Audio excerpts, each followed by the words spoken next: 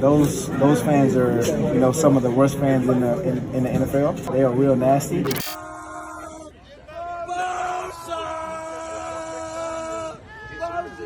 Hey, when did the Chargers play this week? Are you Snapchatting your little butt buddies?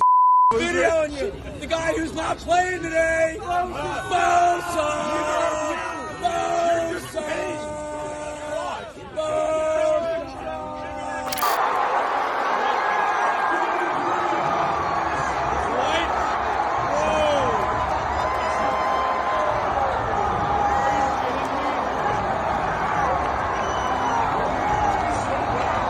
Sports brings out the best and the worst society has to offer, and NFL games, absolutely no exception.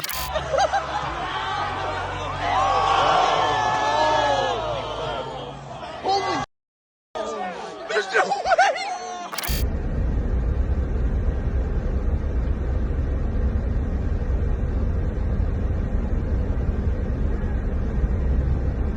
While these unhinged fans obviously have their own personal issues to work out, Dolphins receiver Tyreek Hill thinks an entire fan base is one of the worst in the league. Those fans are, some of the worst fans in the NFL, and I'm gonna stand on that, man, because they are real nasty, and some of the things that they were saying wasn't, I wouldn't say in church. So it felt great to wave goodbye to the fans, and I'll do it again. Bye. The post-game interview where Hill labeled New England fans as the worst, it was measured, and frankly, it was true. Given his history with those fans, he has a right to speak his truth. Some writers tag Hill as the instigator, a big mouth, and he may own some of those things, but it does seem past time for players to go toe-to-toe with some of the more aggressive fans in the league. They seem to be multiplying in number, it's getting darker, and they have no limits, usually because there's not enough consequence. So what's the end game here? Because this game day vitriol is bound to get even uglier. Hill's beef with Pats fans began back in 2018 when he was given we'll call it a frothy New England welcome. He scored a 75-yard touchdown and they unleashed on him. The question is, what makes certain people do this kind of thing? These are your neighbors. You see them mowing the lawn, maybe you sit next to them at the office, and they wouldn't dream of engaging in this kind of circus-like behavior until they enter the ring or stadium. What gives them the right? Well, privilege, of course. Sports is a microcosm of society.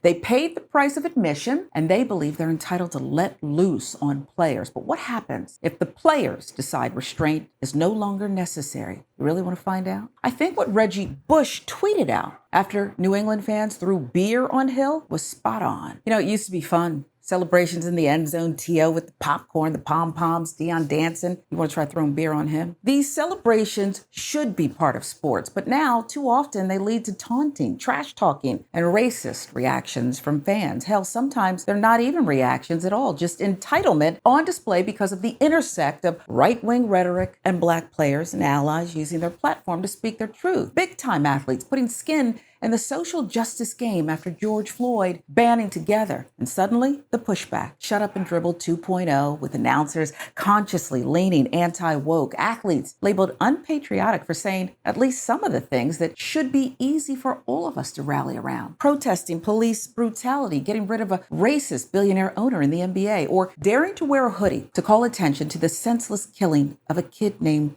Trayvon. Is it really that difficult?